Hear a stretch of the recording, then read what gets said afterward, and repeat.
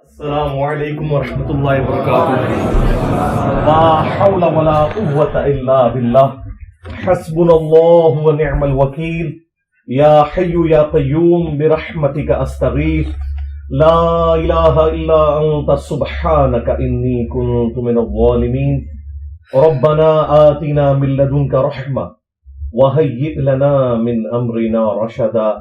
اللہم صل علی محمد وعلى آل محمد وأصحاب محمد وأزواج محمد وأمة محمد أجمعين إلى يوم الدين آمين.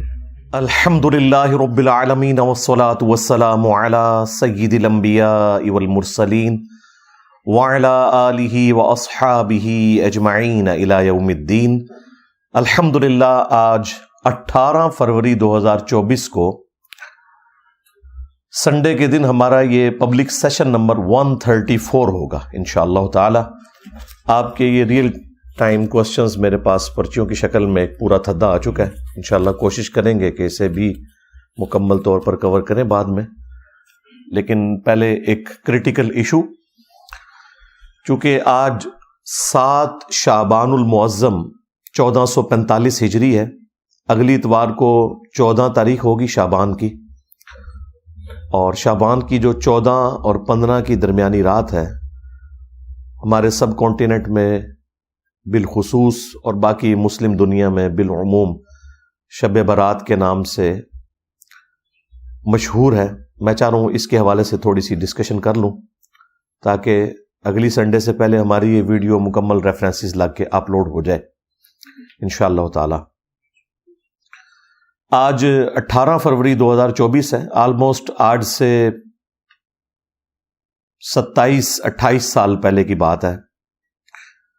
مجھے آج بائی چانس یاد آ گیا 1997 میں جب میں انجینئرنگ یونیورسٹی میں سیکنڈ ایئر میں پڑھتا تھا. تو ہم لوگ چونکہ اس وقت گرین پگڑی باندھا کرتے تھے، دعوت اسلامی کے پلیٹ فارم سے جڑے ہوئے تھے، تو شب برات آئی تو میں نے شب برات کے فضائل کے اوپر ایک بیان دیا تھا. ہمارا اجتماع ہوتا تھا مغرب سے عشاء کے درمیان. یونیورسٹی کے ہاسٹل کی جو پریئر ہال ہے، مسجد تو نہیں، وہ پریئر ہال ہی اسے کہا جاتا تھا. تو ایک وہ وقت تھا، ایک آج کا وقت ہے، زمین و آسمان کا فرق ہے.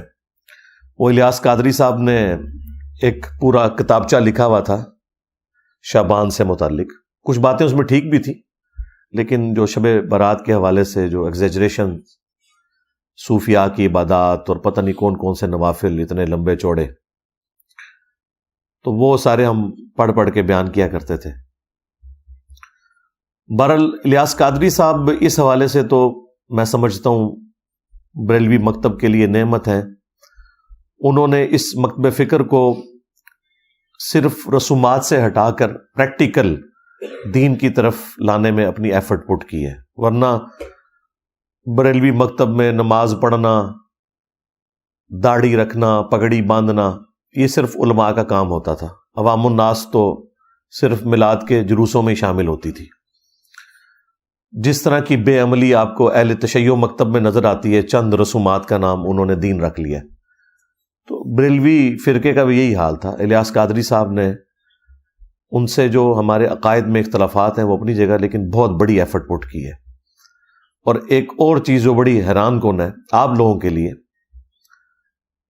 کہ اس وقت بھی جب ہم شب برات کے حوالے سے بیانات دیا کرتے تھے یا لیکچرز دیتے تھے دعوت اسلامی کے پلیٹ فارم سے، تو اس میں جو شب برات کے موقع کے اوپر یہ پٹاخے چھوڑے جاتے ہیں اور مختلف قسم کی آتش بازی کے ایونٹ پرفارم ہوتے ہیں، انہیں کنڈیم کرتے تھے.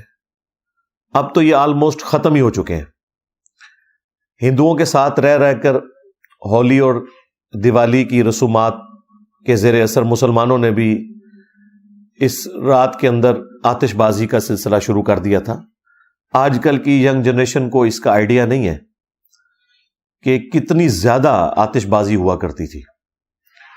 پچھلی صدی کے اینڈ میں اس صدی کے سٹارٹ کے اندر یہ آہستہ آہستہ دعوت اسلامی کے زیر اثر، ظاہر ہے جب بریلوی مکتب کے بڑے لوگ جنہوں نے شب برات کی رسومات کو گود لیا ہوا تھا وہ خود ہی اعلان برات کر دیں تو پھر ایشو ایڈریس ہو جاتا ہے، ایک نیچرل چیز ہے۔ تو الیاس قادری صاحب کو یہ میں کریڈٹ دوں گا، اگر کسی ایک بندے کو کریڈٹ جاتا ہے نا بریلویوں میں، وہ الیاس قادری صاحب ہیں، کہ ان کی ایفرٹ کی وجہ سے اس زمانے میں بھی ہم لوگ جب درس و بیان کا سلسلہ کرتے تھے تو باقاعدہ آتش بازی کو کنڈیم کرتے تھے، اور پھر دعوت اسلامی چونکہ ایک تبلیغی جماعت بریلویوں کی، ان کے زیر اثر پھر یہ اتنی بات پھیلی کہ اب اس کی باقیات صرف اتنی ہیں کہ مساجد کے اندر آپ کو لائٹنگ نظر آئے گی، سمپل سی، بس یہ شب برات رہ گئی ہے، یا لوگ رات کا قیام کر لیتے ہیں، صبح کے وقت سحری کا بندوبست ہوتا ہے، باقی وہ جو خرافات تھی نا اسپیسیفکلی یہ آتش بازی والی، وہ مکمل طور پہ ختم ہو چکی ہیں الحمدللہ۔ اس کے پیچھے ہماری اکانومی بھی ہے، اب لوگوں کے پاس اتنا پیسہ بھی نہیں کہ ان کاموں میں صرف کریں، یہ بھی ایک ریزن ہے۔ اور ایک تیسری ریزن بھی ہے کہ اس قسم کے جو آتش بازی کے سامان رکھنے والی دکانیں تھیں ان میں کئی دفعہ آگ لگی، اس کی وجہ سے کافی گھر ڈیمیج ہوئے، ظاہر ہے وہ بارود ہی رکھا ہوا تھا، ارد گرد کی بلڈنگز بھی گری، تو اس کی وجہ سے گورنمنٹ نے بھی تھوڑی سختی کرنا شروع کی، آہستہ آہستہ یہ معاملہ اب شادی بیاہ کے موقع کے اوپر جو آپ کو یہ چند ایک آتش بازی کے نمونے نظر آتے ہیں، یا نیو ایئر کے سٹارٹ کے اوپر، بس یہی رہ گئے، ورنہ سب سے زیادہ اگر آتش بازی ہوتی تھی نا، میں 90s کی بات کر رہا ہوں، جب ہم لوگ ینگ ایج میں تھے، خیر ابھی بھی ہم جوان ہیں الحمدللہ، تو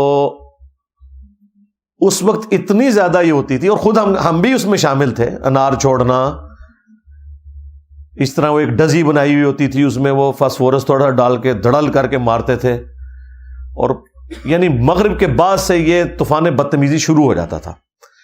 خیر پھر جب دعوت اسلامی کے ساتھ اٹیچمنٹ ہو گئی، پھر آہستہ آہستہ ان چیزوں سے توبہ کی اور اسے کنڈیم کرنا شروع کیا۔ اب بہرحال یہ کافی حد تک ایشو ایڈریس ہو چکا ہے۔ اب صرف وہ رسومات جو دین کے نام کے اوپر اس میں جاری ہیں، ان کے بارے میں میرا موقف ذرا ڈھیلا ہے، میں اتنا سخت نہیں ہوں۔ اس کی وجہ یہ ہے کہ کافی کمزور روایتیں ہیں جو اس کو سپورٹیو ہیں۔ میں اس معاملے میں اتنی سختی نہیں لیتا جتنی باقی لوگ لیتے ہیں۔ بہرحال صوفیاء نے شب برات کے نام کے اوپر جو عجیب و غریب قسم کی عبادات اور لمبے چوڑے نوافل بتائے، ان کی تو کوئی اصل نہیں ہے۔ جو تھوڑا بہت ملتا ہے وہ میں انشاءاللہ بتا دوں گا آپ کو۔ اہل سنت کے ہاں تو یہ شب برات منائی جاتی ہے چھٹکارے کی رات۔ برات عربی زبان میں کہتے ہیں چھٹکارے کی رات، 14 اور 15 شعبان کی درمیانی رات، اور 15 شعبان کا روزہ رکھا جاتا ہے۔ اہل تشیع کے ہاں بھی آپ کو اس رات دیگیں کھڑکتی ہوئی سنائی دیں گی۔ ویسے تو آپ اہل تشیع کی مساجد کے باہر سے گزریں تو تقریباً ہر ہفتے کوئی نہ کوئی دیگ کھڑک رہی ہوتی ہے، کوئی نہ کوئی ایکٹیویٹی، کبھی کسی امام کی ولادت کا دن آ جاتا ہے، کبھی کسی امام کی شہادت کا دن آ جاتا ہے۔ وہ بس شیطان کے ہتھے چڑھ چکے ہیں، انہوں نے اس قسم کی رسومات کو دین کا نام دے دیا ہے۔ نہ کوئی نماز کے ساتھ لینا دینا، نہ کوئی روزوں کے ساتھ لینا دینا، بس محرم کے موقع کے اوپر چند ایک ایکٹیویٹیز، ان میں سے بھی اکثر بدعت ہی ہیں جو دین میں داخل کر دی ہیں دین کے نام کے اوپر، اور باقی پورا سال یہ جو مختلف ان کی تاریخیں چلتی رہتی ہیں۔ تو عین اس رات میں بھی وہ ایک ایکٹیویٹی پرفارم کر رہے ہوتے ہیں، اسے وہ شعبانیہ کا نام دیتے ہیں۔ عام لوگوں کو تو ظاہر نہیں پتا، اہل سنت کو بھی نہیں پتا کہ وہ شب برات نہیں منا رہے ہوتے۔ اس رات امام محمد مہدی ابن حسن العسکری، جو ہمارے نزدیک امام مہدی قرب قیامت میں آئیں گے، ان کے نزدیک پیدا ہو کر وہ غیابت میں جا چکے ہیں، ان کی ولادت کی رات ہے وہ 14 اور 15 کی درمیانی رات شعبان المعظم کی۔ تو وہ ان کی ولادت کی رات کے طور پر وہ لائٹنگ اور وہ دیگیں اور وہ باقی سارے معاملات کر رہے ہوتے ہیں۔ اہل تشیع بھی اس رات کو ایکٹیویٹی کے طور پہ نہیں مانتے۔ اہل تشیع کا بھی جو شب برات یا لیلۃ القدر کے حوالے سے موقف ہے وہ وہی ہے جو اہل علم اہل سنت کا ہے کہ وہ رمضان المبارک میں وہ رات آتی ہے. میں انشاءاللہ اس کے اوپر ڈسکشن بھی کر دوں گا، لیکن یہ میں نے تمہیداً آپ کو بتایا کہ یہ معاشرے کے اندر کیا چل رہا ہے. اگر آپ ان صوفیاء کے گروہ سے، جن میں اکثریت بریلویوں کی ہے، دیوبند بھی کسی حد تک اس کے قائل ہیں، سوائے ان چند دیوبندی علماء کے کہ جو اہل حدیث مکتب کے زیر اثر آ گئے تو وہ ان چیزوں کا انکار کر رہے ہیں. اوورال دیوبندی مکتب بھی ظاہر ہے وہی صوفیزم کی لیگیسی کو لے کے چل رہے ہیں. ان کے نزدیک یہ جو رات ہے شب برات، یہ شعبان المعظم کی 14 اور 15 کی درمیانی رات ہے، یعنی 15ویں رات. چونکہ اسلامی کیلنڈر میں رات پہلے آتی ہے، دن بعد میں. تو ان کے نزدیک یہ رات وہ رات ہے جس میں اللہ تعالیٰ نے قرآن حکیم کو لوح محفوظ سے اتارا آسمان دنیا کے اوپر، اور پھر گریجولی 23 سال کے اندر قرآن حکیم آسمان دنیا سے نیچے نازل ہوا. اب ان سے پوچھیں یہ کہاں لکھا ہوا ہے، تو ان کے پاس دلیل کوئی نہیں ہے، اور وہ زبردستی اس کانسیپٹ میں وزن بھرنے کے لیے قرآن حکیم میں سورہ الدخان سورت نمبر 44 پارہ نمبر 25 اس کی ابتدائی جو آیات ہیں ان کا سہارا لیتے ہیں. وہ کہتے ہیں قرآن میں اس رات کا ذکر موجود ہے. اعوذ باللہ من الشیطان الرجیم، بسم اللہ الرحمن الرحیم. حامیم، حروف مقطعات ہیں. والکتاب المبین، قسم ہے روشن کتاب کی. اس سے مراد قرآن حکیم بھی ہو سکتا ہے اور لوح محفوظ بھی. انا انزلناہ فی لیلۃ مبارکہ، بے شک ہم نے اس قرآن کو نازل کیا ایک بابرکت رات میں.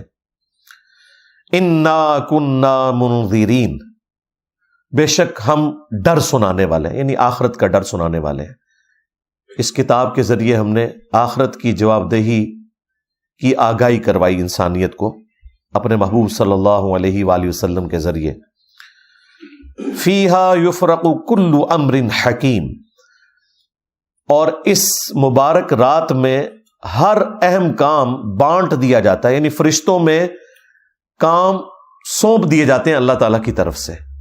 پورے سال کا ایک شیڈیول دے دیا جاتا ہے. امر من عندنا، اور یہ سارے کام ہماری طرف سے ان کے سپرد کیے جاتے ہیں. انا کنا مرسلین، اور بے شک ہم ہی فرشتے بھیجتے ہیں. رحمتم من ربک، یہ رحمت ہے تیرے رب کی. انہ هو السمیع العلیم، بے شک وہ سننے والا ہے، علم والا ہے. تو یہ جو 6 آیات ہیں وہ کہتے ہیں ان 6 آیات کے اندر جو بابرکت رات رپورٹ ہوئی ہے وہ شب برات یعنی شعبان کی 15ویں رات ہے. اور کہتے ہیں دیکھیں اس میں واضح ہے کہ اس رات میں ہر اہم کام فرشتوں کے سپرد اللہ تعالیٰ کر دیتا ہے. جو آپ نے سنا ہے کہ جی وہ پورے سال میں جن لوگوں نے مرنا ہوتا ہے ان کے نام بتا دیے جاتے ہیں. اسی طریقے سے کس کو کتنا رزق ملنا ہے وہ بتا دیا جاتا ہے. ہر طرح کے امپورٹنٹ کام سپرد کر دیے جاتے ہیں. حالانکہ قرآن اگر یہ کہہ رہا ہے نا کہ ہم نے اس قرآن کو ایک بابرکت رات میں نازل کیا، تو پھر سب سے پہلے تو قرآن سے ہی پوچھنا چاہیے کہ وہ بابرکت رات کس مہینے میں آتی ہے، وہ کون سی رات ہے. اور اگر قرآن میں نہ ملے تو پھر صحیح الاسناد احادیث میں. لیکن اللہ کا شکر ہے کہ صحیح الاسناد احادیث تک جانے کی نوبت ہی نہیں آتی. قرآن حکیم نے خود بتا دیا ہے کہ قرآن کب نازل ہوا. وہ سورۃ البقرہ میں مشہور آیت شہر رمضان الذی انزل فیہ القرآن، رمضان کا مہینہ ہے وہ جس میں قرآن نازل ہوا. ہدی للناس، پوری انسانیت کے لیے یہ ہدایت ہے. کہتے ہیں صرف نیک لوگوں کو ہدایت ملتی ہے، نہیں، قرآن کہہ رہا ہے پوری انسانیت کے لیے.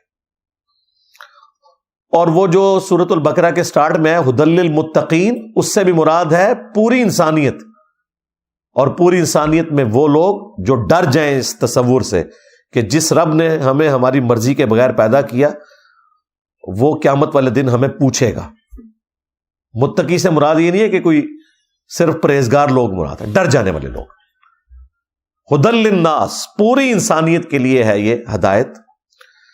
وبینات من الہدی والفرقان، اور اس میں ہدایت کے روشن دلائل ہیں، اور یہ الفرقان ہے، یعنی حق اور باطل میں تمیز کرنے والی کتاب۔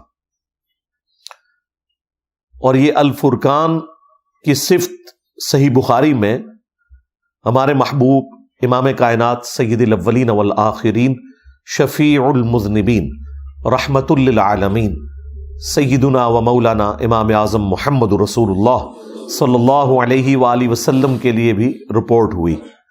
صحیح بخاری میں حدیث ہے، محمد فرق بین الناس، محمد لوگوں میں حق اور باطل میں فرق ہے۔ قرآن بھی الفرقان ہے، نبی الاسلام بھی الفرقان ہے۔ بہرحال اس آیت سے آپ کو یہ پتہ چل گیا کہ رمضان المبارک وہ مہینہ ہے جس میں قرآن نازل ہوا، لہٰذا اب اس کو سورہ الدخان کی ابتدائی 6 آیات کے ساتھ جوڑ لیں، جس میں اللہ تعالیٰ نے فرمایا تھا حامیم والکتاب المبین انا انزلناہ فی لیلۃ مبارکۃ انا کنا منذرین، ہم نے اسے بابرکت رات میں نازل کیا اور ہم ڈر سنانے والے ہیں۔ تو وہ بابرکت رات رمضان المبارک کے اندر ہے۔ یہ کسی مفتی کا فتویٰ نہیں ہے، کسی صحابی کا فتویٰ نہیں ہے، یہ اللہ تعالیٰ نے خود بتا دیا قرآن کے اندر۔ لہٰذا اب وہ کہانی تو ختم ہوگی کہ قرآن حکیم جو ہے وہ شعبان کے اندر نازل ہوا ہے۔ اب چونکہ انہیں پتا تھا کہ قرآن اس کے خلاف ہے، انہوں نے نئی کہانی ایک گھڑی، جو میں آپ کو سٹارٹ میں بتا چکا کہ نہیں جی قرآن 2 دفعہ نازل ہوا ہے، ایک دفعہ لوح محفوظ سے آسمان دنیا پہ، وہ ہوا تھا شب برات شعبان کی 15ویں رات، اور دوسری دفعہ جو نازل ہوا آسمان دنیا سے زمین پر، وہ کہتے ہیں وہ رمضان میں ہوا۔ ہم کہتے ہیں لکھا کدھر ہوا ہے؟ کہتے ہیں بزرگوں نے بتایا۔ یہ تو اتنا بڑا ٹروتھ تھا، یہ قرآن میں آنا چاہیے تھا کہ شعبان کا مہینہ ہے وہ جس میں ہم نے قرآن کو نازل کیا لوح محفوظ سے آسمان دنیا پر، اور رمضان کا مہینہ ہے وہ جس میں ہم نے قرآن کو نازل کیا آسمان دنیا سے محمد رسول اللہ صلی اللہ علیہ وآلہ وسلم کے قلب اطہر کے اوپر۔ لیکن قرآن و سنت بالکل خالی ہیں اس سے۔ پھر اسپیسیفکلی یہ جو رات ہے اس کی شان میں اللہ تعالیٰ نے پوری سورت نازل کر دی ہے، یہ کوئی چھوٹی بات نہیں ہے۔ ایک رات کے بارے میں پوری سورت قرآن میں نازل ہوئی ہے، اور وہ ہے سورۃ القدر۔ قدر عربی زبان میں کہتے ہی تقدیر کو ہے، ڈیسٹنی کی رات جس میں تقدیر کے فیصلے ہوتے ہیں۔ ایک تو سب سے بڑا فیصلہ ہوا یعنی قرآن نازل ہوا۔ اللہ تعالیٰ کے اس کائنات کے لیے جو بڑے بڑے فیصلے ہیں ان میں سے اگر کوئی ٹاپ آف لسٹ فیصلہ ہو سکتا ہے وہ قرآن کا نزول ہے۔ انسانیت کے ساتھ آخری دفعہ اللہ تعالیٰ نے اپنے پیغمبر صلی اللہ علیہ وآلہ وسلم کے ذریعے کلام فرمایا، تو اس سورت کا نام ہی سورۃ القدر ہے، یعنی تقدیر والی سورت جس میں ڈیسٹنی تقدیر کے فیصلے ہوتے ہیں۔ عزت والی رات یہ بھی ترجمہ کیا جا سکتا ہے۔ یہ سورت نمبر ہے 97۔ انا انزلناہ فی لیلۃ القدر، بے شک ہم ہی نے اس قرآن کو نازل کیا ایک عزت والی رات میں، ایسی رات جس میں اللہ کی تقدیر کے فیصلے ہوتے ہیں۔ وہی بات جو سورہ الدخان میں آ چکی، فیہا یفرق کل امر حکیم۔ یہ قرآن اس رات میں نازل ہوا ہے جس میں ہر اہم کام بانٹ دیا جاتا ہے۔ یہاں پہ بھی آ گیا کہ یہ ڈیسٹنی تقدیر کی رات ہے جس میں تقدیر کے فیصلے ہوتے ہیں۔ اللہ کے علم میں تو پہلے سے فرشتوں کے سپرد ہوتے ہیں۔ وما ادراک ما لیلۃ القدر، اور تم کیا جانو کہ لیلۃ القدر کی کیا شان ہے۔ لیلۃ القدر خیر من الف شہر، یہ تو وہ رات ہے لیلۃ القدر جو 1000 مہینوں سے افضل ہے. یعنی اس رات میں عبادت کرنا 1000 مہینوں، آلموسٹ 90 سال کے قریب بنتا ہے یہ عرصہ، اس سے افضل ہے. تنزل الملائکۃ والروح فیہا بإذن ربہم من کل امر. اس رات میں فرشتے نازل ہوتے ہیں اور روح قدس یعنی جبرائیل علیہ السلام بھی اس رات میں نازل ہوتے ہیں اپنے رب کی اجازت سے، ہر طرح کا کام لے کر جو اللہ تعالیٰ ان کے سپرد کرتا ہے. سلام، یہ رات سلامتی کی ہے. ہی حتی مطلع الفجر، اور یہ سلامتی رہتی ہے یہاں تک کہ فجر طلوع ہو جائے، یعنی ختم سحری جہاں ہو جاتی ہے اور فجر کا وقت سٹارٹ ہوتا ہے، اس وقت تک یہ پوری کی پوری رات اللہ تعالیٰ کے فیصلے کی ایک اہم ترین رات ہے. اور رات کی ڈیفینیشن اسلام میں ہے غروب آفتاب سے لے کر فجر کا وقت داخل ہونے تک، یہ پوری رات. تو یہ پوری کی پوری رات اللہ تعالیٰ کے فیصلوں کی رات ہے، جس میں فرشتے نازل ہوتے ہیں ہر اہم کام لے کر. یہ جو فضیلت ہے لیلۃ القدر کی، یہ اس رات کے بارے میں ہے جو رمضان مبارک میں ہے. قرآن میں تو بس اتنا ہی آیا کہ یہ رمضان میں ہے، شہر رمضان الذی انزل فیہ القرآن. لیکن پھر نبی علیہ السلام نے اسے بریف کیا. صحیح بخاری اور صحیح مسلم دونوں میں یہ حدیث موجود ہے کہ اللہ کے محبوب صلی اللہ علیہ وآلہ وسلم نے رمضان مبارک کے پہلے 10 دن اعتکاف کیا اور پھر اپنے حجرے مبارک سے سر اقدس کو باہر نکالا اور فرمایا کہ میں نے ان 10 دنوں میں لیلۃ القدر کو نہیں پایا. پھر اگلے 10 دن اعتکاف کیا. پھر آپ صلی اللہ علیہ وآلہ وسلم حجرہ شریف سے باہر نکلے اور فرمایا کہ میں نے ان 10 دنوں میں بھی لیلۃ القدر کو نہیں پایا. اور پھر آپ علیہ السلام نے فرمایا کہ مجھے اللہ تعالیٰ نے بتایا کہ یہ رمضان مبارک کے آخری عشرے یعنی آخری جو 10 دن ہیں ان کی تاک راتوں میں سے کوئی رات ہے. 21ویں بھی ہو سکتی ہے، 23ویں بھی، 25ویں بھی، 27ویں بھی اور 29ویں بھی. یعنی یہ آخری جو 5 تاک راتیں ہیں ان میں سے کوئی ایک رات ہے. نبی علیہ السلام کو وحی کے ذریعے بتایا گیا. تو تم اسے رمضان مبارک کے آخری عشرے کی تاک راتوں میں تلاش کرو. تلاش کرنا مطلب یہ نہیں کہ کچھ آپ کو نظر آنا ہے. یہ پبلک میں مشہور کیا ہوا ہے جی سمندر کا پانی شہد سے زیادہ میٹھا ہو جاتا ہے، اور خدا دا نہ جائے گوریاں نے کدھر سن لیا نا، پہلے تھوڑی مٹی پلید ہوئی ہے. اچھا، انہی باتوں کی وجہ سے آج کل کے جو ماڈرن مسلمان ہیں یا ایون نان مسلم جو ہے وہ ہماری ویڈیوز کو اپریشیٹ کرتے ہیں کہ یار کوئی لاجیکل بندہ آیا ہے جس نے کوئی سینس کے ساتھ بات کی ہے. لیکن ہمارے مسلمانوں میں گھسے ہوئے لوگ اس کو غلط رنگ دیتے ہیں کہ جی انجینئر صاحب ان کے اعلی کار ہیں. کبھی کہتے ہیں یہ کوئی یہ یہود و نصارہ کا ایجنٹ ہے. تو یہ لاجیکل گفتگو ہو رہی ہے. اس سے زیادہ سخت الفاظ میں اہل حدیث مکتب کے لوگ کرتے تھے، لیکن ان کے فرقے سے ان کو نقصان نہیں ہوا. نقصان تو ہوا ہے ہماری دعوت حق سے جو نبی علیہ السلام کی مبارک دعوت حق ہے، اس لیے انہیں تکلیف ہو رہی ہے. ہمارا تو ایک نعرہ ان کو لے ڈوبا ہے. کون سا؟ میرے نبی سا ہے ہی کوئی نہیں، تیرے بابے تھے شے ہی کوئی نہیں. تو اس کی وجہ سے پھر وہ سارا غصہ میرے اوپر نکالتے ہیں. تو شکر کریں کہ گوروں کو اردو نہیں آتی اور آپ کو انگریزی نہیں آتی. ہاں، انہوں نے سمندر کے کنارے کھڑے ہو جانا ہے اور انہوں نے آپ کو 5 راتوں کا ڈیٹا نہیں دینا، رمضان کی 30 راتوں کا ڈیٹا دینا ہے کہ جی یہ جناب ہم نے یہ سیمپل لے رہے ہیں تو بتائیں اس میں کون سا شہد سے زیادہ میٹھا ہے. جی درخت سارے سجدے میں گر پڑتے ہیں. انہوں نے کہنا نہیں لے جی ہم نے CCTV کیمرے لگائے ہوئے ہیں. انسان کو تو نیند بھی آ جاتی ہے، اونگ بھی آ جاتی ہے.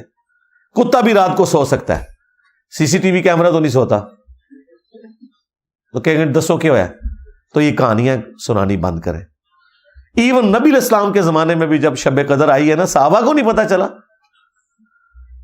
آپ کو خواب دکھائی گئی تھی، اور ظاہر ہے نبی کا خواب وحی الہی ہوتا ہے. آپ نے فرمایا کہ وہ رات ایسی رات ہوگی کہ جس صبح میں فجر کی نماز پڑھوں گا تو میرے ماتھے پر کیچڑ کا نشان ہوگا.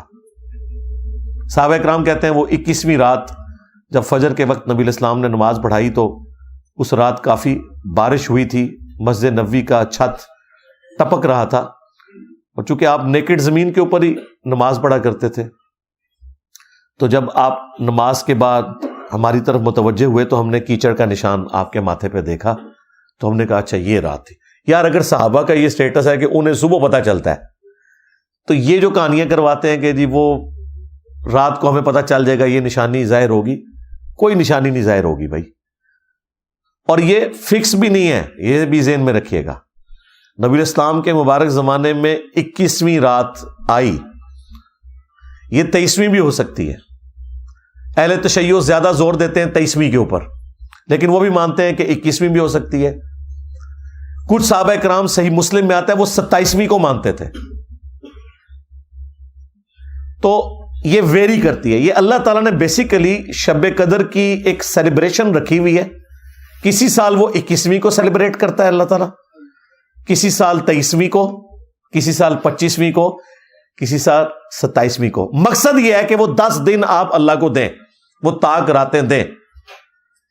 جو بخاری مسلم میں آتا ہے کہ جب آخری عشرہ شروع ہوتا تھا، نبی علیہ السلام خود بھی رات کو جاگتے تھے اور اپنے گھر والوں کو بھی جگاتے تھے کہ وہ رات کو عبادت کریں. ان راتوں کو زندہ کرنا مقصد ہے، اور وہ بخاری مسلم میں حدیث ہے. نبی علیہ السلام نے فرمایا جس نے ایمان اور احتساب کے ساتھ شب قدر کا قیام کیا، اللہ تعالیٰ اس کے پچھلے سارے گناہوں کو معاف فرما دے گا. ہاں، تو وہ فضیلت بیسیکلی حاصل کرنی ہے آپ نے قیام کر کے. شب قدر اگر آپ کو مل گئی، یعنی وہ اللہ کے علم میں کون سی ہے، تو یقیناً اگر آپ آخری طاق راتوں میں قیام کرتے ہیں آپ کو مل گئی، کوئی نشانی نہیں ظاہر ہونی.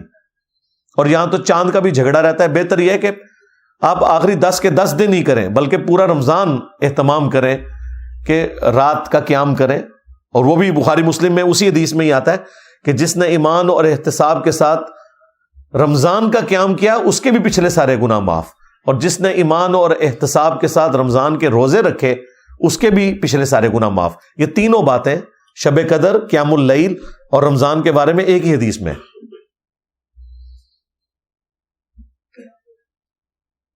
اور پھر یہ جو فضیلت پوری رات کی اللہ تعالیٰ کی طرف سے اس لیلۃ القدر میں، یہ روزانہ بھی کسی نہ کسی درجے میں فضیلت موجود ہے. وہ صحیح بخاری اور صحیح مسلم دونوں میں حدیث ہے کہ اللہ تعالیٰ روزانہ آخری تہائی رات جب رہ جاتی ہے نا، یعنی رات سٹارٹ ہوتی ہے غروب آفتاب سے لے کر فجر کا وقت شروع ہونے تک، یہ اگر 6 گھنٹے بنتے ہیں نا تو اس کو آپ 3 پہ ڈیوائڈ کریں، جو آخری 2 گھنٹے ہیں نا، 1 تہائی رات آخری جو رہ جاتی ہے، اس میں اللہ تعالیٰ آسمان دنیا پر روزانہ نزول فرماتا ہے جیسا کہ اس کی شان کے لائق ہے، اور کہتا ہے کہ ہے کوئی مجھ سے بخشش مانگنے والا میں اسے بخش دوں، ہے کوئی مجھ سے سوال کرنے والا میں اسے عطا کروں. اور اللہ تعالیٰ کی طرف سے یہ مسلسل ندا آتی ہے یہاں تک کہ فجر کا وقت داخل ہو جائے. یہ روزانہ کے لیے. اچھا، اس میں بعض لوگ پوچھتے ہیں کہ جی وہ رات کی ٹائمنگ تو پوری دنیا میں مختلف ہے، اس طریقے سے شب قدر بھی. بھائی آپ اپنے علاقے کو فالو کریں گے. یہ ساری چیزیں سمبولک ہیں، یہ فزیکل چیزیں نہیں ہیں، یہ ذہن میں رکھیے گا. لہذا یہ کہنا کہ جی آخری تہائی رات پاکستان میں تو اس وقت ہوتی ہے تو 2 گھنٹے کا فرق تو سعودیہ کے ساتھ ہے، کیونکہ ہم GMT+5 میں ہیں اور وہ GMT+3 کے اندر ہیں. اور پھر طاق اور جفت کا بھی فرق آ جاتا ہے اگر آپ لیلۃ القدر کی بات کریں. ان چکروں میں آپ نے نہیں پڑھنا، ان کا کوئی لینا دینا نہیں اس کے ساتھ، کیونکہ یہ ساری کی ساری چیزیں اللہ تعالیٰ کے ڈیوائن پلان کا حصہ ہے. اس کا فزیکل ورلڈ سے کوئی تعلق نہیں ہے، سوائے اس کے کہ ہم نے رسپانس کرنا ہے. باقی اللہ تعالیٰ آسمان دنیا پر نزول فرماتا ہے، اس کی کوئی تمثیل بیان کر سکتا ہے؟ مجھے بتائیں. لیس کمثلہ شیء وہو السمیع البصیر. اللہ کے مثل کوئی شے نہیں ہے اور وہ سننے والا دیکھنے والا ہے. اس کی مثال تو کوئی نہیں بیان کر سکتا. اس کے جو اصل معنی ہے وہ اللہ کے علم میں. ہمارے لیے یہ ہے کہ وہ دعاؤں کی قبولیت کا وقت ہے. That's all. باقی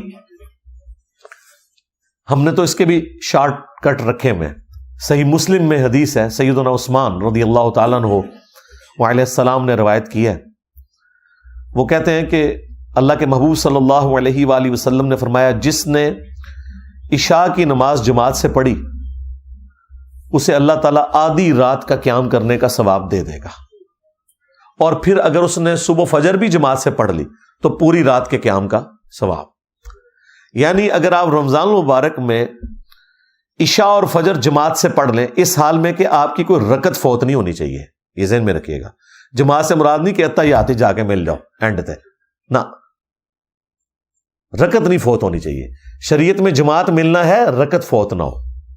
اور رمضان میں یار کوئی مشکل کام نہیں ہے. فجر زیادہ مشکل ہوتی ہے, وہ تو ساری کے وقت ویسے ہی لوگ اٹھے ہوئے ہوتے ہیں. ایک مسجد سے جماعت رہ جائے دوسری میں چلے جائیں, آپس میں بھی ٹائمنگ کا فرق ہوتا ہے. تو یہ شارٹ کٹ ہے صحیح مسلم میں کہ جو رات کو عشاء اور صبح فجر پڑھ لے جماعت کے ساتھ, پوری رات کے قیام کا اسے ثواب مل جائے گا. یہ شارٹ کٹس جو ہیں وہ ہمارے جیسے جو کمزور لوگ ہیں ان کے لیے بہت بڑی نعمت ہے.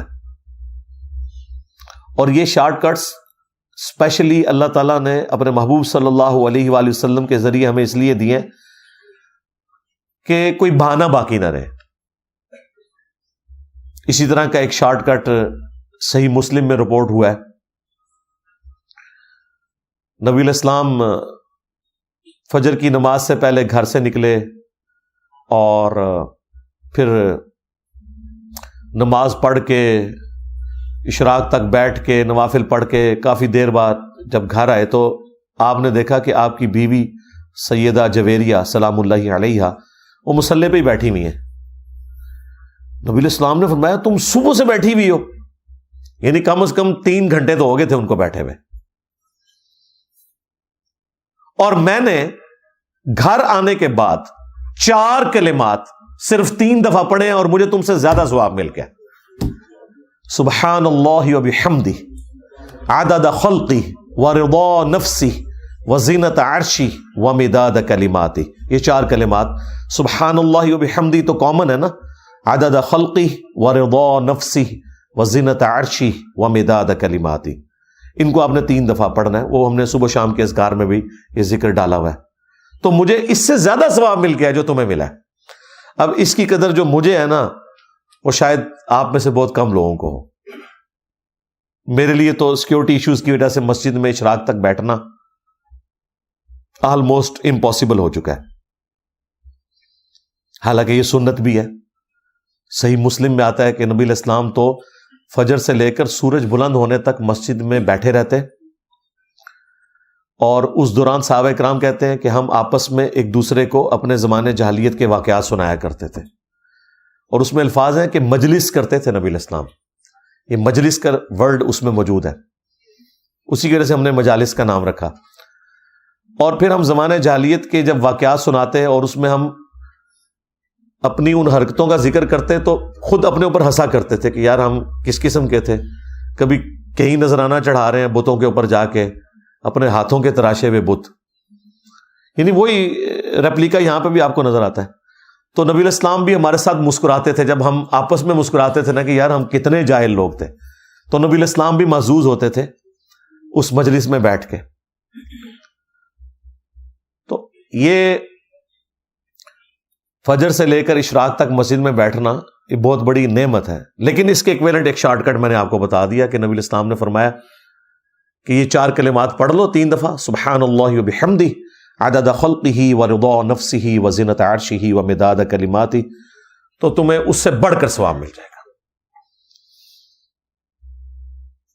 ایک اور شارٹ کٹ صحیح مسلم میں, اور یہ حدیث صرف مسلم میں نہیں ہے, یہ ترمذی میں, ابو داؤد میں, سنن نسائی میں, ابن ماجہ میں, یعنی جو اہل سنت کی مین سٹریم کی 6 کتابیں ہیں, بخاری کو چھوڑ کے باقی 5 کتابوں میں یہ حدیث موجود ہے, اور مشکات میں تو ظاہر ہے موجود ہے کہ جو شخص رمضان المبارک کے روزے رکھے اس کے بعد شوال کے مہینے میں 6 روزے رکھ لے, اسے پوری زندگی کے روزے رکھنے کا ثواب ملے گا اگر اس کی یہ روٹین رہی پورے سال کے روزے کا. 6 روزے صرف, اور وہ آپ نے پورے مہینے میں کسی بھی وقت رکھنا ہے. یہ جو پبلک میں مشہور ہے نہیں جی ایک فوراً بعد رکھ لینا چاہیے, باقی بے شک بعد میں جس طریقے سے مرضی, جب مرضی رکھیں, اس مہینے کے اندر آپ نے 6 روزے پورے کرنے. بہتر تو ویسے یہ ہے کہ آپ ساتھ ہی رکھ لیں عید کے فوراً بعد, کیونکہ روٹین بنی ہوتی ہے اور وہ رکھنے آسان ہو جاتے ہیں. بعد میں جب تھوڑا سا وقت گزر جائے نا 1-1.5 ہفتہ, پھر مشکل ہو جاتے ہیں. تو یہ شوال کے 6 روزے ایک شارٹ کٹ ہے پورے سال کے روزوں کا ثواب. اس طرح کے شارٹ کٹس جو ہیں ان سے نفع اٹھانا چاہیے. اور یہ شارٹ کٹس احادیث میں اس لیے رپورٹ ہوئے کہ ہر شخص کو اللہ تعالیٰ نے ایک جیسے حالات و واقعات نہیں دینے. سرکمسٹانسز ڈفرنٹ ہو سکتے ہیں کسی بندے کے, تو وہ شخص بھی محروم نہ رہ جائے. اعمال تو موجود ہیں.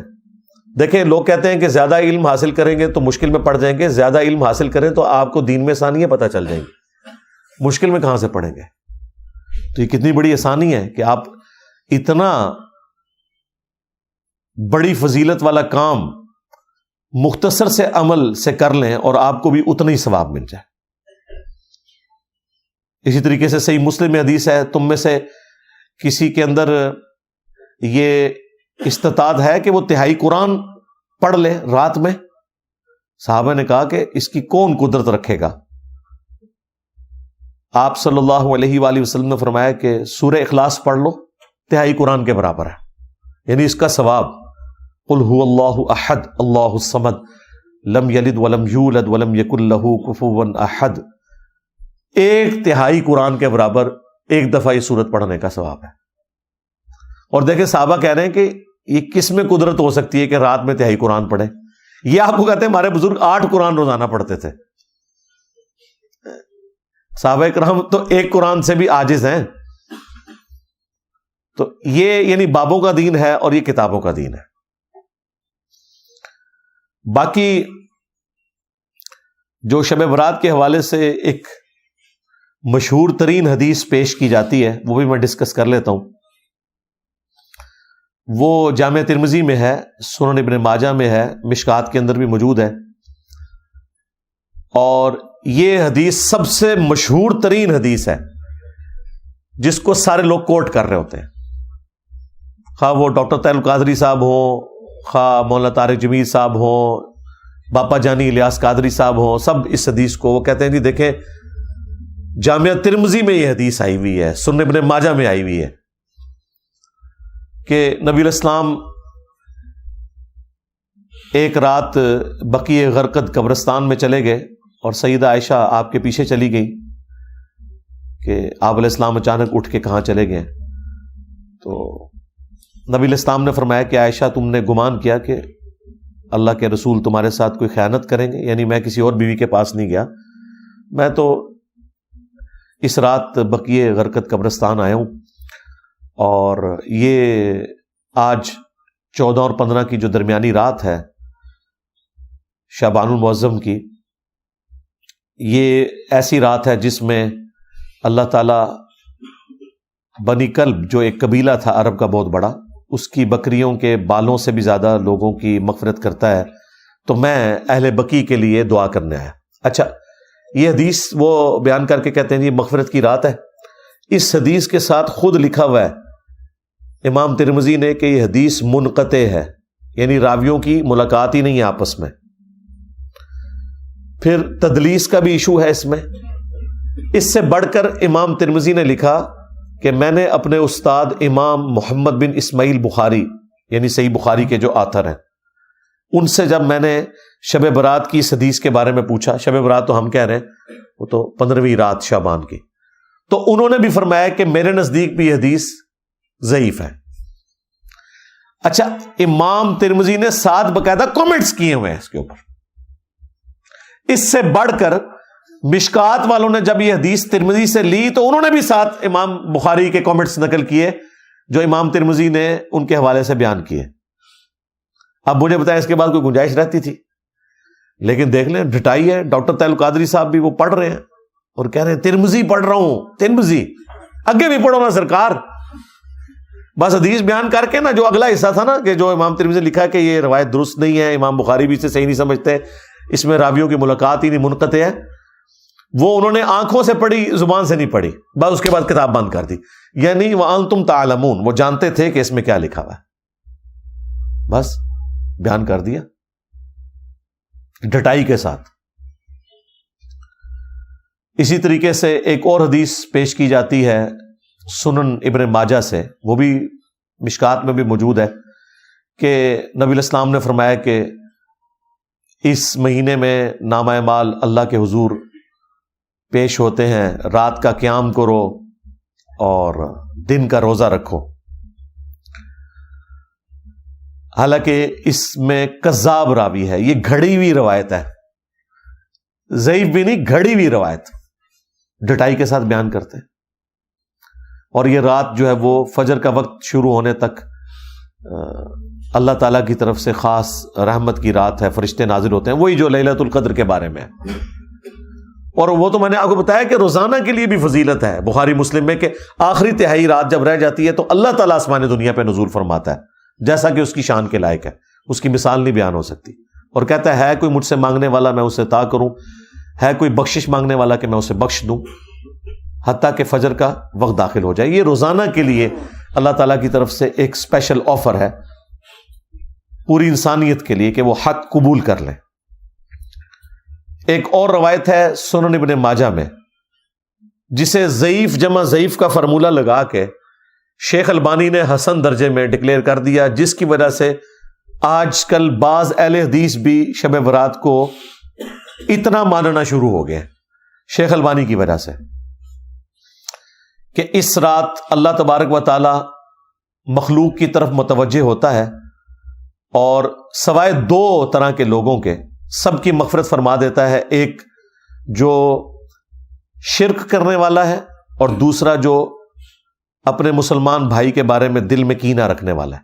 لیکن یہ روایت بھی کمزور ہے اور یہ باقی روایتوں سے بھی زیادہ کمزور روایت ہے. اس میں دو مجہول راوی ہیں ان نون، اور دو مدلس راوی ہیں جو عن سے روایت کر رہے ہیں. اور امام مسلم نے صحیح مسلم کے مقدمے میں لکھا ہوا ہے کہ مدلس کی عن والی روایت سما کی تصریح کے بغیر ضعیف تصور کی جائے گی. 4 سکم ہیں اس روایت کے اندر، اس کے باوجود شیخ البانی نے چونکہ اسے حسن لکھ دیا، اور وہ حسن لکھ رہی ہے ضعیف جمع ضعیف، وہ آج بریلوی بھی کوٹ کرتے ہیں، دیوبندی بھی، اور بعض اہل حدیث بھی کوٹ کرتے ہیں. اور جو شیخ البانی کی اس تحکیم کے ساتھ ایگری نہیں کرتے اہل حدیث، ان کی بھی جرت نہیں ہے کہ وہ شیخ البانی کا رد کریں کہ یار انہوں نے اس کے اوپر جو حکم لگایا وہ ٹھیک نہیں لگایا. میں آپ کو مزے کی بات بتاؤں، آلموسٹ کوئی 13-14 سال پہلے کی بات ہے، نئے جب ہم اہل حدیث کی طرف آئے تو اس وقت بڑا جوش بھی تھا. تو میں I-10 کی مسجد میں، دارالسلام نام کی ایک مسجد ہے گرین بیلٹ کے اوپر I-10 2 میں، وہاں جمعہ میں نے پڑھا تو وہ شب برات کے حوالے سے گرج رہے تھے بریلویوں کے اوپر نا، وہاں کے جو عالم صاحب تھے. تو میں نے پرچی پہ نا انہیں کاغذ پہ لکھ کے بھیجا کہ آپ کے جو روحانی ابا جان ہے نا شیخ ناصر الدین البانی، جو محدث اعظم سعودی ہیں، 99 میں ڈیتھ ہوئی، ویسے البانیہ سے تھے، سعودیہ میں سیٹل ہوئے، آج بھی اکثر جو علماء عرب ہیں وہ ان کے اسٹوڈنٹ ہیں. تو انہوں نے تو اس روایت کو حسن ڈکلیئر کیا ہوا ہے، تو مہربانی کریں ان کا رد بھی ساتھ ہی کر دیں، کیونکہ یہ تختہ مشق بنے میں آپ لوگ ان کی وجہ سے. اچھا، انہوں نے پرچی بھی پڑھی اور ان کو پتہ بھی تھا، وہ بڑے محقق عالم تھے جو وہاں جمعہ پڑھاتے ہیں، گول کر گئے جی پرچی. بعد میں نے ان کو ملا، اب وہ ڈرے ہوئے تھے، ان کو پتا تھا میں تو مطلب نیا اس طرف گیا ہوا تھا، تو آپ پتہ نئے بندے میں جوش ہی کتنا ہوتا ہے. میں نے کہا یہ کیا آپ نے کیا؟ انہوں نے کہا جی کیوں آپ نے ہماری پبلک کو بھی ہمارے خلاف کرنا ہے؟ پہلے ہم دوسروں کے ساتھ پنگا لیے ہوئے ہیں، ادھر ہم اپنے کے خلاف بھی پنگا لے لیں گے تو ادھر تو وہ کہیں گے جی اپنے بزرگوں کو ہی رگڑ رہے ہیں. یہ وجہ ہے میرے بھائی لوگ حق قبول نہیں کرتے. کہتے نہیں قادیانی کیوں نہیں مانتے؟ بھائی جب تم چشتی دجال اور تھانوی دجال کا جھوٹا دفاع کرو گے یا ان کے دفاع کرنے والے علماء کا جھوٹا دفاع کرو گے تو بھائی تم قادیانیوں کو کیسے اسلام کی دعوت دے سکتے ہو؟ ہمارے اس پلیٹ فارم کی برکت سے الحمدللہ درجنوں قادیانیوں نے اسلام قبول کیا ود فیملی، وہ مجھے بتاتے ہیں آ کے، لیکن میں نے آج تک کسی کو ساتھ بٹھا کے ویڈیو نہیں کبھی ریکارڈ کروائی. ان کے پاس کوئی ایک بندہ آ جائے نا تو سارے فرقوں میں اسے گھماتے ہیں اور چندہ اکٹھا کرتے ہیں. کیونکہ ان کا مقصد چندہ اکٹھا کرنا ہے. ختم نبوت کے اوپر جتنا چندہ ملتا ہے اور کسی کام پہ نہیں ملتا. اسی لیے دیکھیں دنیا کا جو فارغ ترین انسان ہے نا, وہ بھی یہ کہتا ہے میں ختم نبوت پہ کام کر رہا ہوں. یہ حق خطیب کو دیکھ لینا, میں ختم نبوت, یہ ان کا طریقہ واردات ہے. اچھا, اب اقرار اس کی غلط حرکتوں سے اسے روکنے گیا ہے, تو وہ کہہ رہا ہے یہ مجھے ختم نبوت پہ کام کرنے سے روک رہے ہیں. دیکھ لو, تو یہ ختم نبوت کے پیچھے چھپتے ہیں, حالانکہ ختم نبوت کے اوپر یہ ڈاکہ مار رہے ہیں. جس کاز کو یہ نقصان پہنچا رہے ہیں اس کے پیچھے چھپ رہے ہیں. تو یہ ان کا اسکیپ روٹ ہے. خیر, وہ عالم صاحب نے خیر اگلے جمعے میں بھی اس کو بیان نہیں کیا. تو یہ روایت بھائی, اس میں 4 سکم ہیں, 2 مجہول راوی ہیں, 2 مدلس ہیں, عن سے روایت کر رہے ہیں. اور شیخ زبیر لزئی صاحب نے اس حدیث پہ حکم جب لگایا نا, مشکات میں بھی یہ حدیث آئی ہے, تو انہوں نے فٹ نوٹ پہ لکھا کہ یہ روایت تو اندھیروں میں ڈوبی ہوئی روایت ہے, دور دور تک اس میں تو روشنی کی کوئی کرن بھی باقی نہیں ہے. کیونکہ وہ بیسیکلی شیخ البانی پہ ٹونٹ کر رہے تھے کہ تم نے حسن کہاں سے بنا دیا, یہ تو ضعیف سے بھی کوئی آگے درجے کی چیز ہے, تم نے حسن کیسے بنا دیا. تو شیخ زبیر لزئی رحمہ اللہ ہمارے استاد, انہوں نے باقاعدہ اس کے اوپر تحقیم کی, اور انہوں نے باقاعدہ ایک پورا مضمون لکھا تھا جو ان کے مقالات کی پہلی جلد میں چھپا ہوا ہے, جس میں جتنی بھی روایتیں اس حوالے سے ہیں نا, وہ انہوں نے ڈسکس کر کے ایک ایک کے اوپر حکم لگایا اور بتایا کہ بھئی صحیح بات کتنی تھی, اور یہ بعد میں یہ بات کس نے ایڈ کر دی ہوئی ہے. اسی طریقے سے ایک اور روایت مشکات کے اندر آئی ہے, شعب الایمان, امام بیہقی کی کتاب کے ریفرنس سے, کہ اس رات میں اللہ تعالیٰ کے فرشتے نازل ہوتے ہیں. یہ رات فجر کا وقت داخل ہونے تک جو ہے سلامتی والی رات ہے, اس میں نامہ اعمال اللہ کے حضور پیش ہوتے ہیں, دن کا روزہ رکھو, اور اس طرح کے مختلف الفاظ. وہ بھی بالکل مردود روایت ہے, اس کے اوپر بھی شیخ صاحب نے حکم لگایا, مشکات کے اندر بھی. لیکن ایمانداری انہوں نے کی, اس کے فٹ نوٹ پہ لکھ دیا کہ یہ بات تو درست ہے کہ شعبان کے مہینے میں نامہ اعمال اللہ کے حضور پیش ہوتے ہیں, یہ بات درست ہے. سنن نسائی کی حدیث جو تھی وہ انہوں نے فٹ نوٹ پہ لکھ دی کہ ہم اس بات کو مانتے ہیں کہ شعبان کا مہینہ وہ مہینہ ہے جس میں نامہ اعمال اللہ کے حضور پیش ہوتے ہیں. وہ پوری حدیث یوں ہے کہ اسامہ ابن زید رضی اللہ تعالیٰ عنہ کہتے ہیں کہ نبی الاسلام سے ہم نے پوچھا کہ آپ شعبان کے مہینے میں اتنے روزے رکھتے ہیں کہ اتنے نفلی روزے آپ کسی اور مہینے میں نہیں رکھتے, تو اس کی وجہ کیا ہے؟ تو آپ صلی اللہ علیہ وآلہ وسلم نے فرمایا کہ اکثریت لوگوں کی رجب اور رمضان کے درمیان والے اس مہینے کی فضیلت سے غافل ہے. آپ نے 2 مہینوں کا ذکر اس لیے کیا کہ رجب تو اللہ کا مہینہ اس حوالے سے کہ وہ حرمت والا مہینہ, اور رمضان تو افضلیت والا مہینہ ہے, قرآن نازل ہوا. تو اتنے 2 افضل مہینوں کے درمیان جو یہ مہینہ ہے نا شعبان کا, یہ بھی بہت فضیلت والا ہے. پھر آپ علیہ السلام نے فرمایا کہ اس مہینے میں اللہ کے حضور نامہ اعمال پیش ہوتے ہیں, اور میری خواہش ہے کہ جب میرا نامہ اعمال اللہ کے حضور پیش ہو تو میں روزے کی حالت سے ہوں, اس لیے میں روزے رکھتا ہوں کثرت سے. اچھا, یہ بڑا اچھا موقع تھا کہ نبی علیہ السلام پھر پورے شعبان میں روزے نہ رکھتے, ایک 15ویں شعبان کو رکھ کے کہتے کہ یہی وہ رات ہے. یہ بھی اس بات کا ثبوت ہے کہ وہ اس طرح کی رات والا معاملہ کوئی نہیں.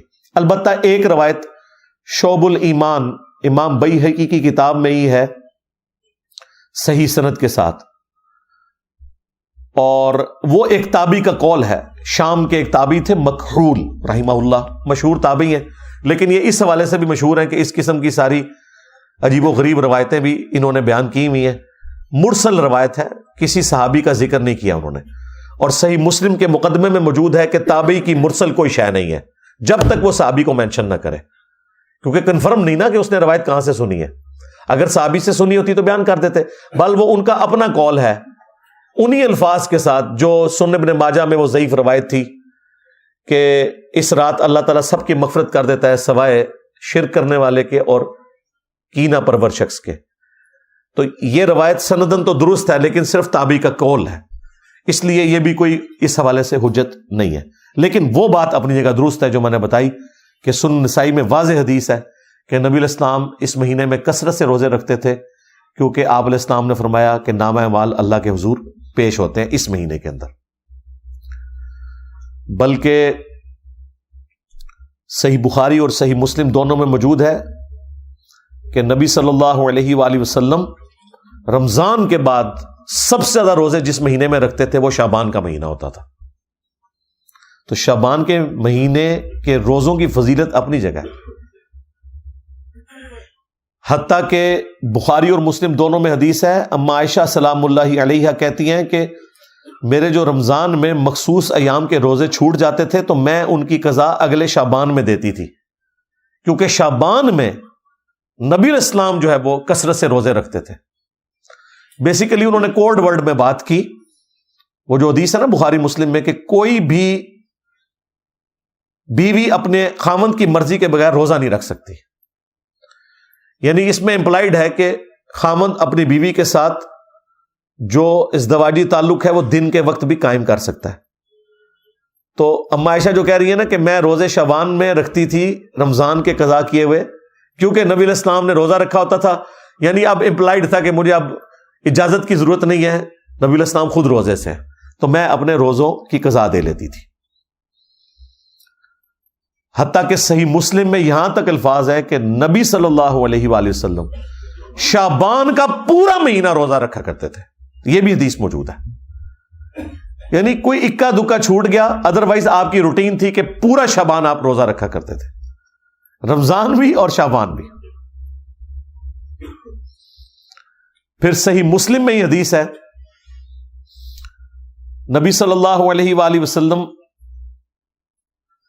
ہر پیر کو اور ہر جمعرات کو بھی روزہ رکھا کرتے تھے. اور ترمذی میں تو الفاظ ہیں یہ اس لیے میں رکھتا ہوں کہ نامہ اعمال ہر پیر اور جمعرات کو اللہ کے حضور پیش ہوتے ہیں، میری خواہش ہے کہ میں روزے کی حالت سے ہوں. ایک اور حدیث بھی ہے مسلم میں کہ نبی علیہ السلام پیر کا روزہ اس لیے رکھتے تھے، فیہ ولدت وفیہ انزل علیہ، کہ اس دن میں پیدا ہوا، اس دن مجھ پہ پہلی دفعہ وحی نازل ہوئی. وہ بھی ہے ایک پیر اور جمعرات والی بھی ہے کہ نامہ اعمال اللہ تعالیٰ کے حضور پیش ہو. تو اب دیکھ لیں نامہ اعمال شعبان کے مہینے میں بھی پیش ہوتے ہیں، نامہ اعمال پیر اور جمعرات کو بھی پیش ہوتے ہیں. یعنی شعبان کے مہینے میں جو سال پورے کا ریکارڈ اللہ کے پاس جاتا ہے، پورے ہفتے کا ریکارڈ جو ہے وہ پیر اور جمعرات کو، اور روزانہ بھی ہوتا ہے. جو بخاری مسلم میں حدیث ہے کہ فرشتے فجر اور عصر کے وقت ڈیوٹیاں اپنی بدلتے ہیں. فجر والے فرشتے جب عصر کے وقت واپس جاتے ہیں، اللہ تعالیٰ سب کچھ جانتا ہے، اس کے باوجود پوچھتا ہے کہ میرے بندوں کو کس حال میں پایا. تو وہ کہتے ہیں کہ گئے تھے تو فجر پڑھ رہے تھے، آئے تھے تو عصر پڑھ رہے تھے. اس طرح عصر والے جب فجر کے وقت واپس جاتے ہیں وہ کہتے ہیں جب ہم گئے تھے عصر پڑھ رہے تھے، وہ جب واپس آئے تو فجر پڑھ رہے تھے.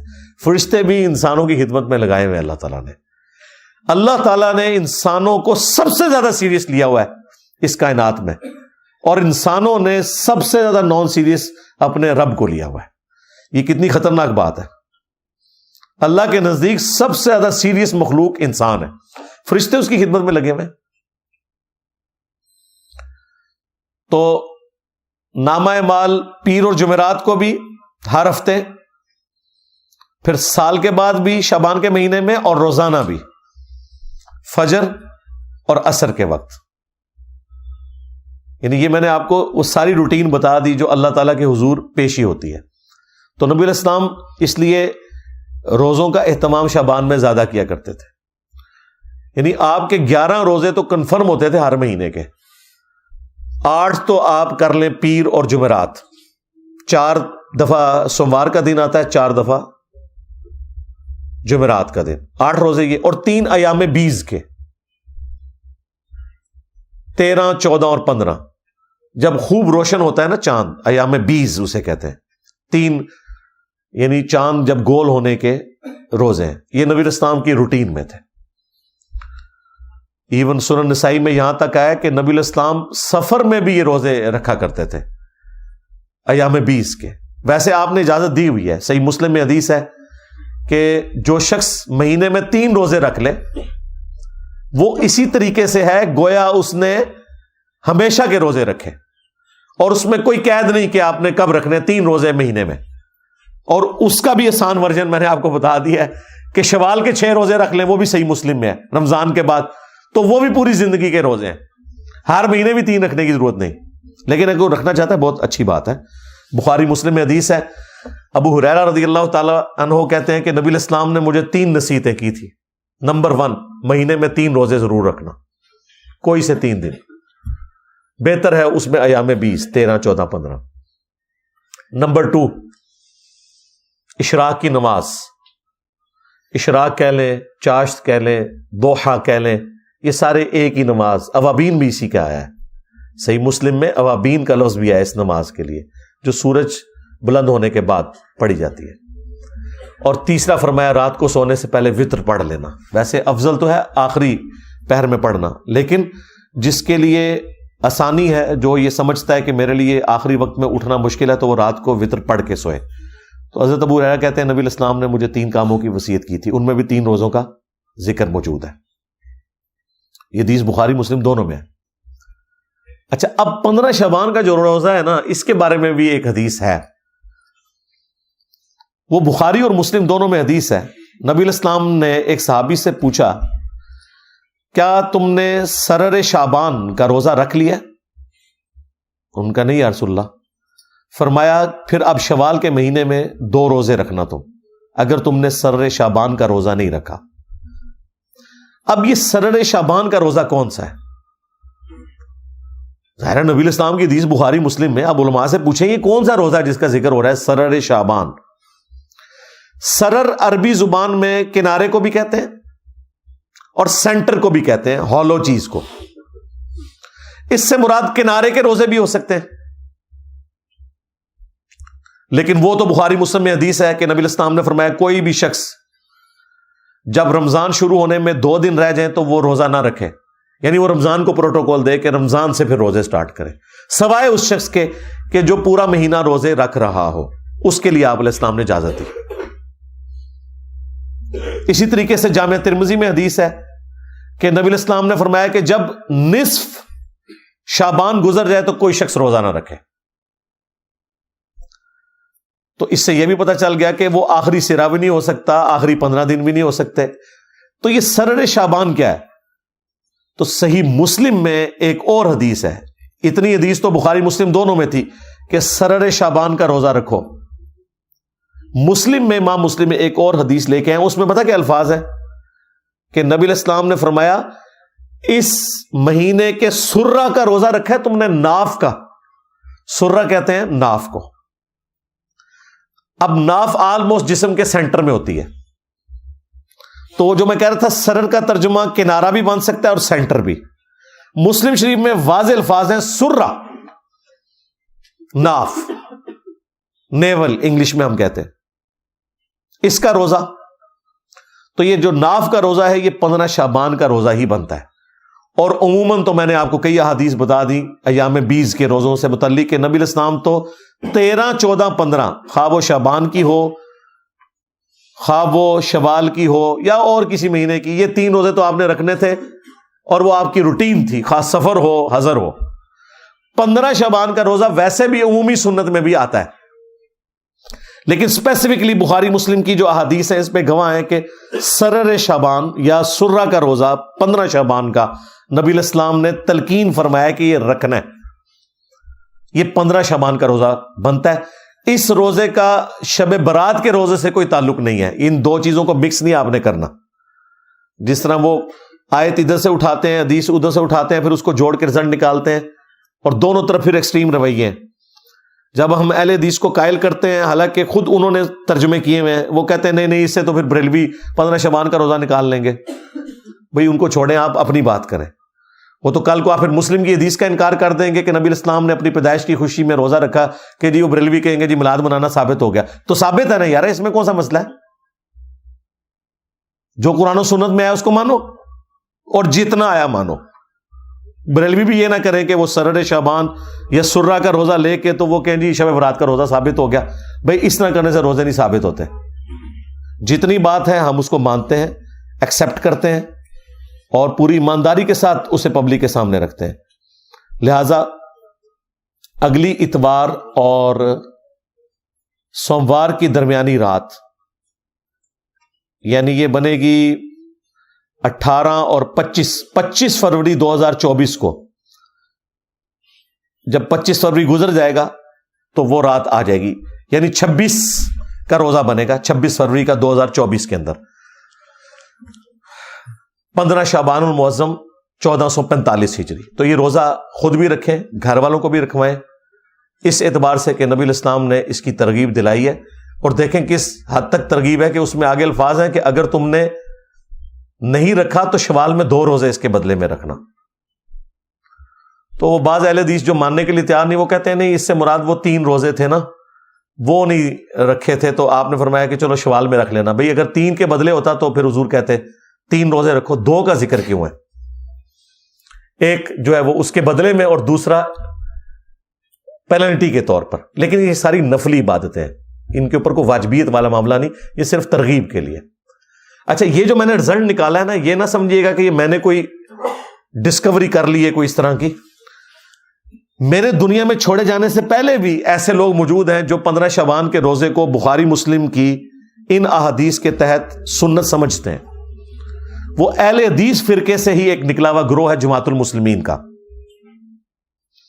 خارجی ہیں، مسلمانوں کی تکفیر کرتے ہیں، لیکن وہ اہل حدیث پلس ہیں، یعنی اہل حدیث سے بھی اگلا ورژن ہے سختی کے اعتبار سے. اہل حدیث پلس ہیں، بس کچھ چیزیں ان کی بہت اچھی ہیں.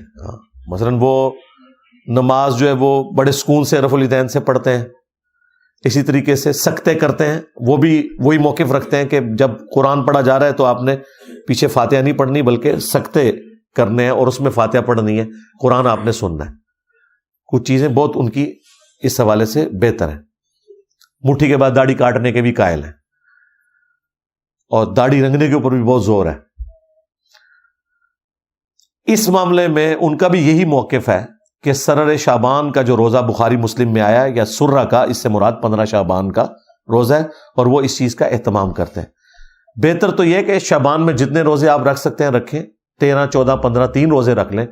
3 نہیں رکھ سکتے ایٹ لیسٹ 15 شعبان کا روزہ ضرور رکھیں، تاکہ رمضان کے روزوں کے آنے سے پہلے ایک تھوڑا سا آپ کی پریکٹس والا معاملہ بھی ہو جائے، اور یہ ایک فضیلت بھی اس حوالے سے آپ کو حاصل ہو جائے کہ نبی الاسلام نے اس روزے کی ترغیب دلائی ہوئی ہے.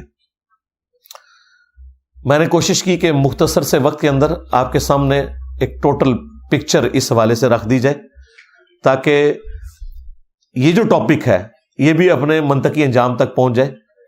تو بات میں نے سٹارٹ کی تھی شب برات سے، اور اینڈ اس بات پہ کی کہ جو چیزیں ثابت ہیں، جس طرح 15 شعبان کا روزہ، اور وہ بھی شب برات کی وجہ سے نہیں، ویسے سنت ہے. اسی طریقے سے شعبان کے مہینے میں نامہ اعمال کا پیش ہونا، اور وہ بھی ایک خاص رات میں نہیں، پورے مہینے میں جو چیز ثابت تھی وہ نے بتائی. حتیٰ کہ میں نے مکحول تابی کا بھی آپ کو قول بتا دیا کہ کوئی کہ جی یہ چیز چھوڑ دی تھی، یہ تو موجود تھا، اس کو تو آپ سندن صحیح مانتے تھے، میں نے اس کو بھی ڈسکس کر لیا. کوئی ہمیں بعد میں گلا اس حوالے سے نہ کرے. صلو علی محمد وآل محمد، اللہم صلی علی محمد وعلی آل محمد واصحاب محمد وازواج محمد وامت محمد اجمعین الی یوم الدین، آمین.